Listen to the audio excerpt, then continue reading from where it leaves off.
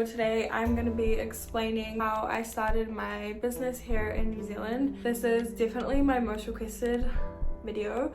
So yeah, I thought I would help out the people that are thinking of starting a business but don't have any idea on like how to get started.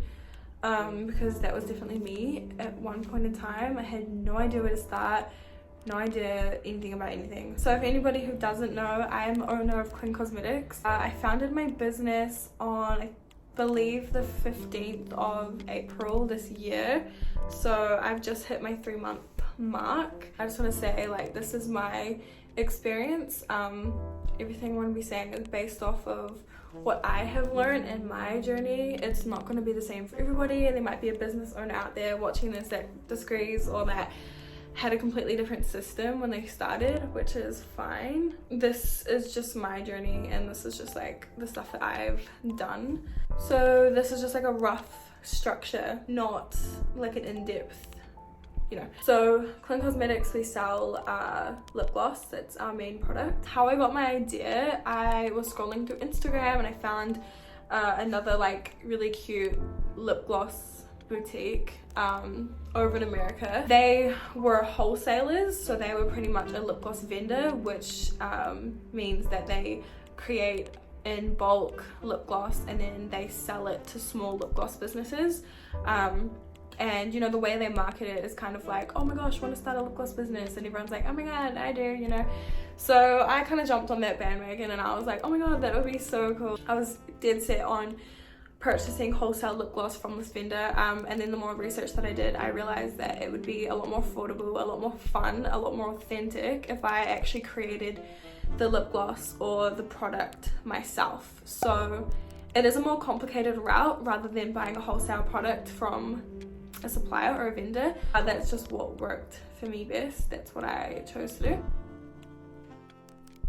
So the first thing I would definitely say, if you're wanting to start a business, is research. Like, I can't stress this enough. I know everybody's trying to take shortcuts and everyone wants answers quick and like wants to just be told where to go, what to do. Like, I understand all that, but honestly, your business is not going to be your business if you don't invest your time into researching and making it your own. The more research you do, the more confident you are with your plan, the more confident you are with creating your product, if that's what you choose to do. There is no shortcuts in starting a business. Like, it's just 100%, you got to know what you're doing and you have to do the research. So don't try and get out of that part. In my experience, I'd say I spent probably like 2 to 3 months doing research. I'd say I dedicated a lot of time to that, working full time, and I'd just come home and get on my laptop and completely like dedicate the rest of my afternoon to studying and to doing my research. If you're going to be creating a product, whether that is like, I don't know, like candles, makeup, freaking, I don't know, if you're gonna make clothing or you're gonna just whatever, you're gonna make bracelets or whatever, you gotta know how to make it. You gotta do your research on the best of the best products, you know, the best quality ingredients, the best quality whatever, you know, you gotta do your research. So you gotta know what's going into it. So I've had to do a lot of research on like allergies and like getting the best quality oils. You gotta make sure that you're getting the best priced product, and then the best quality product as well. So do a lot of research, please. With lip gloss, I had to experiment and create a lot of like samples and stuff, and then get people to try them out and like get feedback and everything, and really just quality control. You know, you don't want to sell a product that you're not 100% confident is the best quality, the best whatever. You know, you got to make sure your product is something you believe in and something that you use and something that you stand by.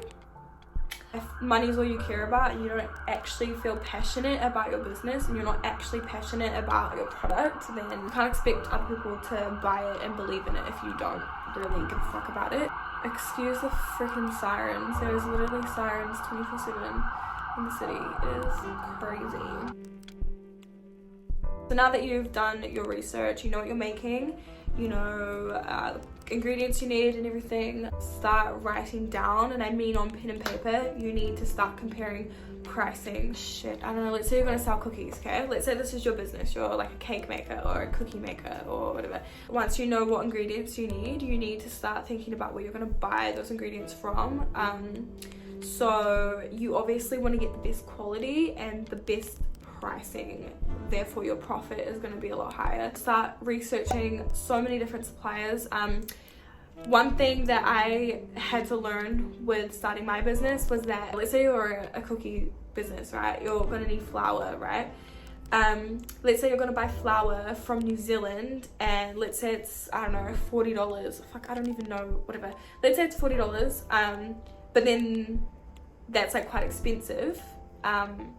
And then you're like, oh cool, I found a supplier for flour in America or Australia. They're only $20, but then you look at the shipping and the price for the shipping is like $30. Therefore, you're actually spending more.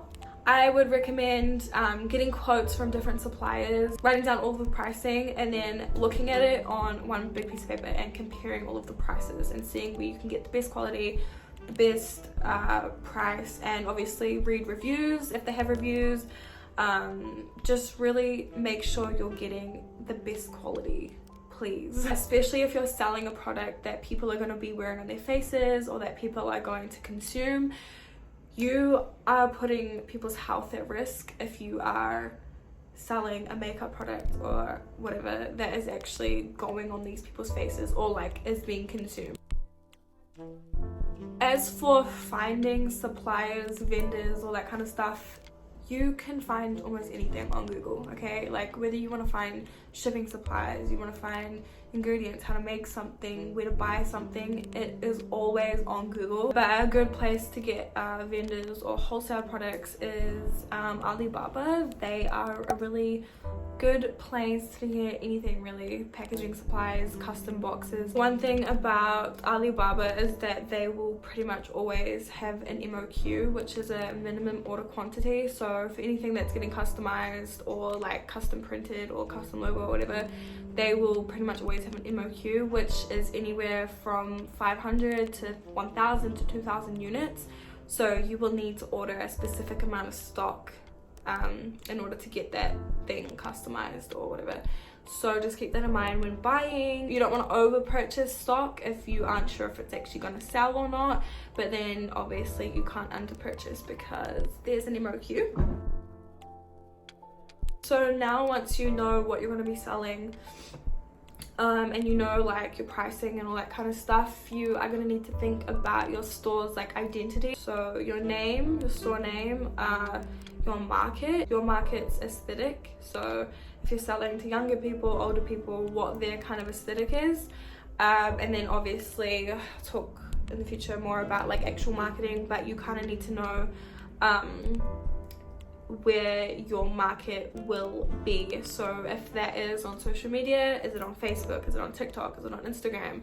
Are you selling to an older audience? Because if so, I'd say your market will be more on Facebook rather than it would be on Instagram or TikTok. Or is your market not going to be on social media at all? Is it going to be in person? So do you need to pay for billboard marketing? Do you need to pay for newspaper marketing? Do you need to pay for, I don't know, like there's so many different kinds. I don't have a lot of experience obviously with anything other than social media marketing because that is where my target audience is.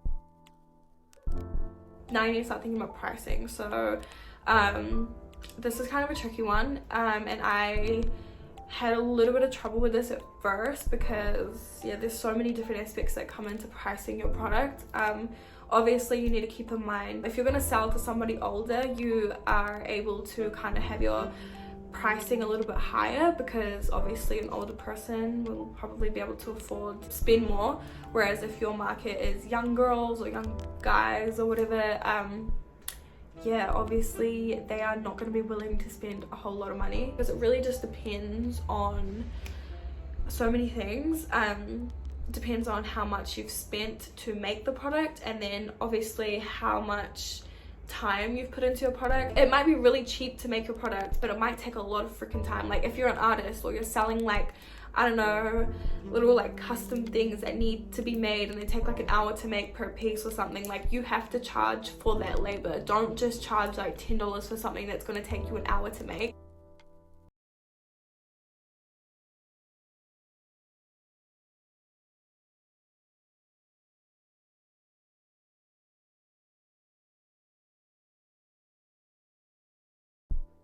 know your worth, know your pricing strategies and everything. I started my website thinking, oh yeah, I'll do free shipping, blah blah blah.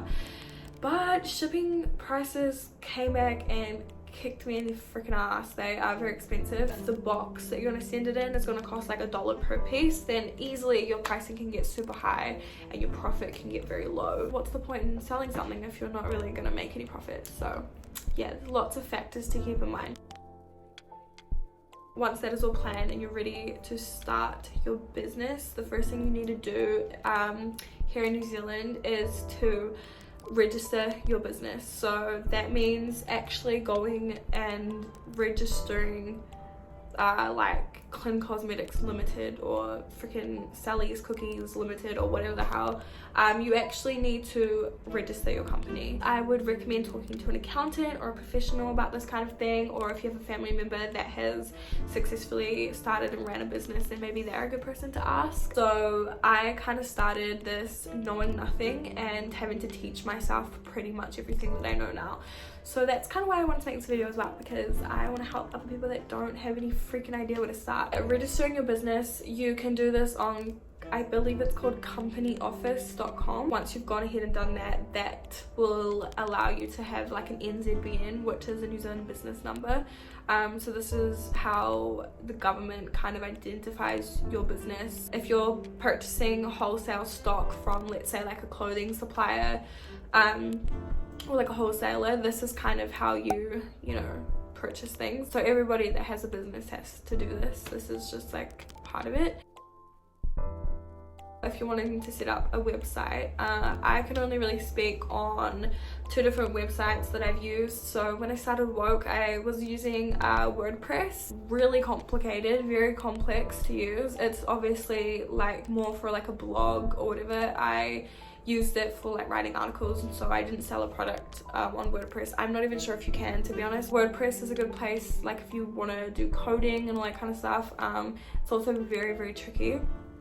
Don't underestimate coding something, it is very hard. So I do my Clean Cosmetics website through Shopify.com. So Shopify is a good place if you want like a very basic website. It's very easy to use, it's very basic. With Clean Cosmetics, I have wanted to add like little features and stuff that aren't included in the basic template. So I have had to like code little like parts of my website for that. That's just kind of something that you pick up along the way.